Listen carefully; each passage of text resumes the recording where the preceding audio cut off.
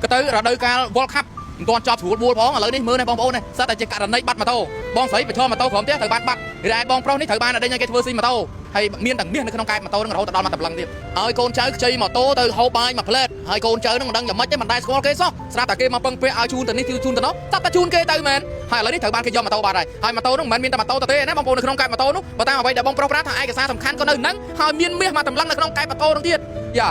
ហើយកូនចៅនឹងក៏ដូចចិត្តទៀតមេឲ្យតែហូបបាយជិះទៅអង្គុយលេងអង្គុយរហូតដល់មានអ្នកដែលមិនស្គាល់មុខមិនដឹងថាគេមកដាក់ឆ្នាំឬមកក៏យ៉ាងណាទេបានជាលងស្លងដុកជូនគេទៅដោយអ្នកដែលពឹងថាជូនខ្ញុំទៅបន្តិចផ្ទះជួលម្ដាយខ្ញុំនៅនេះនោះហើយអាប់អូនដែលត្រូវជាកូនចៅបងហ្នឹងក៏បានជូនគេទៅពិតប្រាកដមែនអាកូនចៅបងហ្នឹងគាត់យកម៉ូតូទៅធ្វើស្អីគាត់ចាក់ហោះបាយគាត់ភ័យខ្លាចទេបងខ្ញុំអត់ដឹងទេបងខ្ញុំនិយាយទៅខ្ញុំអត់ដឹងទេគាត់ថាវាប្រាប់មកទៅណែទៅនោះគឺដាក់ពាក្យបដងនឹងតាមហ្នឹងអញ្ចឹងបងខ្ញុំអត់ដឹងទេព្រោះខ្ញុំអស់លេងពីខ្លួនមកបងទៅបីតែផ្ទះជួលខ្ញុំលុយបងតែផ្ទះជួលគេបងប្អូនមិញមុននឹងផ្សាយក៏ខ្លាចទៀតគាត់ថាបងខ្ញុំផ្សាយទៅតិចប៉ូលីសគេថាឲ្យអត់ប៉ូលីសគេថាឲ្យទេឥឡូវបាយញៀនអត់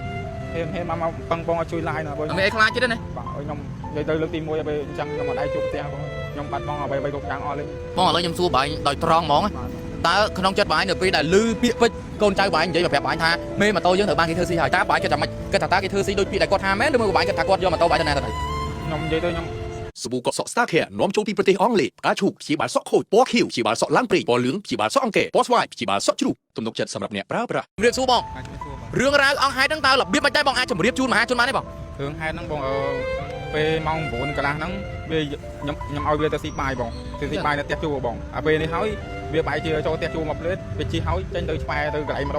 ្ដុំមានក្រាស់សាំងមានណែតនៅលូ5ហ្នឹងបងហើយតែពេលអញ្ចឹងទៅមានម្នាក់ទៀតហ្នឹងវាបាយជាស្លុតវាថា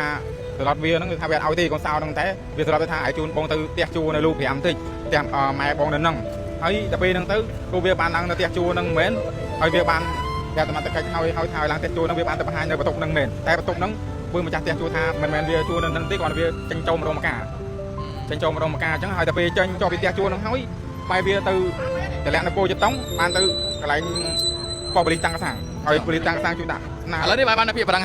ហើយចាក់ស្ដែងបាត់ទាំងម៉ូតូបាត់ទាំងមាសនៅក្នុងហ្នឹងទាំងអស់និយាយតាមាសប្រហែលជីនៅក្នុងកែម៉ូតូហ្នឹងមកតឡឹងបងហើយខ្ញុំមិនបងយកខ្សែកទៅទុកនៅក្នុងកែម៉ូតូខ្ញុំជួកន្លែងគេលាងម៉ូតូអញ្ចឹងបងខ្ញុំជួយពាក់ទៅអត់ខ្ញុំពាក់ទេតែគាត់ថាខ្ញុំទៅពីហងចាក់ទៅខ្ញុំធ្វើការហត់ពេកគេជេរពេកបាទខ្ញុំបើកកន្លែងលាងម៉ូតូជួបន្តិចទៅខ្ញុំយកវាមកធ្វើការតាមបានប្រហែលខ្ញុំចង់សួរបងថាតើមូលហេតុអីបានជាបងយកមាសរហូតដល់មកតម្លឹងទៅទុកចោលនៅក្នុងកែម៉ូតូខ្ញុំ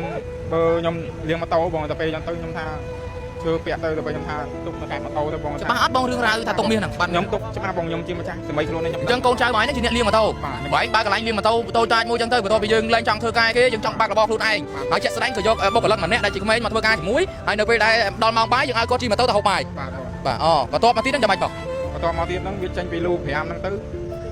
ៅដល់ពោចិត្តតង់វាលួងអញ្ចឹងលួងប្រវែងតាមទៅតម្លាក់វាចោលនៅក្នុងទៅហើយអានោះវាមិនដឹងទៅណាវាសុំផាត់ស្អាតគេជីទៅប៉ូលីសតាំងកសាំងអញ្ចឹងបងអញ្ចឹងបន្ទាប់ពីគាត់បានទៅហើយហ្នឹងយើងអាចបានឃើញសម្មាល់ម៉ូតូទេយើងបានត្រឹមតែគាត់មកប្រាប់យើងវិញថាម៉ូតូត្រូវបានគេយកបាត់គេធ្វើស៊ីបាត់ដោយសារតែមានការពឹងពាក់អីផ្សេងៗតិចអាកូនចៅបងហ្នឹងគាត់យកម៉ូតូទៅធ្វើស្អីគាត់ចាក់កុហកបាយគាត់ភ័យខ្លាចទេបងខ្ញុំអត់ដឹងទេបងខ្ញុំនិយាយទៅខ្ញុំអត់ដឹងទេគាត់ថាវាប្រាប់មកទៅណែទៅនោះគឺដាក់ពាក្យបដងនឹងតាមហ្នឹងអញ្ចឹងបងខ្ញុំអត់ដឹងទេព្រោះខ្ញុំអស់លេងពីខ្លួនមកបងអស់លេងបងទៅបីតែផ្ទះជួមានលុយបងឲ្យផ្ទះជួគេខ្ញុំនឹកឃើញថាខ្ញុំចង់បើកខ្ញុំតមកខែខ្ញុំបាក់ឲ្យ30បងប្អូនមិញមុននឹងផ្សាយគាត់ខ្លាចទៀតគាត់ថាបងខ្ញុំផ្សាយទៅតិចប៉ូលីសគេថាឲ្យអត់ប៉ូលីសគេថាឲ្យទេឥឡូវបាយញៀនអត់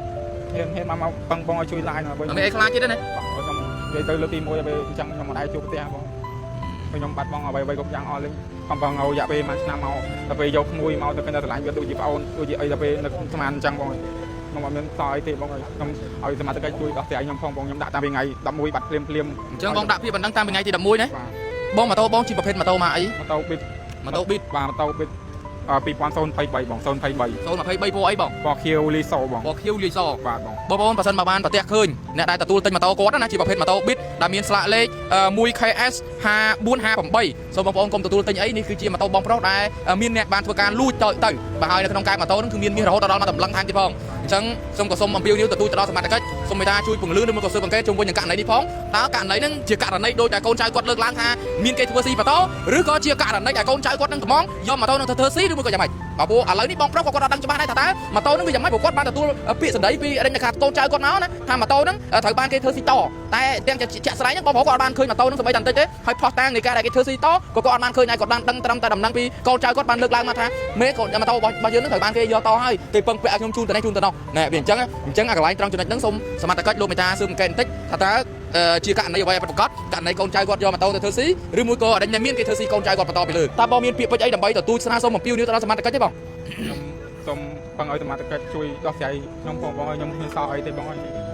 លេងអត់មានអីជីទេដើម្បីទៅធ្វើការបងអីមានសល់អីទេបងអើយខ្ញុំទៅបើកន្លែងតិចតួចទៅពេល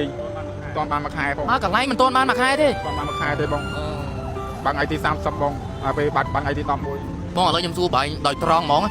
តើក្នុងចិត្តបងនៅពេលដែលឮពាក្យពេចន៍កូនចៅបងនិយាយមកប្រាប់បងថាមេម៉ូតូយើងត្រូវបានគេធ្វើស៊ីហើយតើបងគិតចាំម៉េចគិតថាតើគេធ្វើស៊ីដោយពាក្យដែលគាត់ថាមែនឬមួយក៏បងគិតថាគាត់យកម៉ូតូបងទៅណាទៅណី ខ្ញុំនិយាយទៅខ្ញុំលេងគាត់ទៅលឺចឹងខ្ញុំអស់វាក្នុងខ្លួន ឥឡូវក្នុងចិត្តបងគិតថាបែបណា ក្នុងចិត្តខ្ញុំនឹកស្មានតែវាអញ្ចឹងបងបើនឹកថាស្រឡាញ់វាទុកវាដូចជាប្អូនទៅវាយកវាមកធ្វើការអញ្ចឹងវាបែរទៅអញ្ចឹងវិញខ្ញុំមិនដឹង ឥឡូវគាត់នៅទីណា វានៅស្រុកនៅផ្ទះមួយម៉ែវា អញ្ចឹង បាទ បងប្អូនជាទីមេត្រីដែលបានជម្រាបអញ្ចឹងករណីនេះគឺជាករណីបងប្រុសគាត់បានឲ្យម៉ូតូកូនចៅគាត់ដែលជាអ្នកលាងម៉ូតូគាត់បានកន្លែងលាងម៉ូតូឲ្យកូនចៅនឹងជិះម៉ូតូនឹងជិះយកទៅធ្វើការទៅធ្វើឲ្យកូនចៅនឹងជិះម៉ូតូនឹងធ្វើការញ៉ាំបាយពេលថ្ងៃត្រង់នឹងប៉ុន្តែស្រាប់តែជាក់ស្ដែង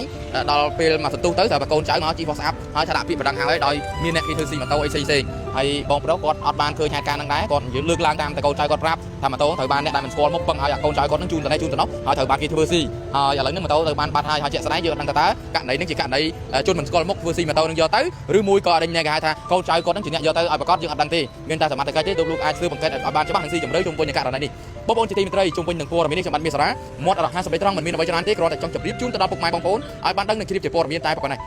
បើសិនបើមានអ្វីបន្ថែមខ្ញុំបាទមានសារ៉ាមាត់រហ័សសម្ដីត្រង់នឹងជម្រាបជូននៅដំណឹងជូនទៅដល់ពុកម៉ែបងប្អូនឲ្យបានដឹងនិងជ្រាបជាព័ត៌មានជាបន្តទៅទៀតខ្ញុំបាទមានសារ៉ាសូមអរគុណនិងសូមគោរពលា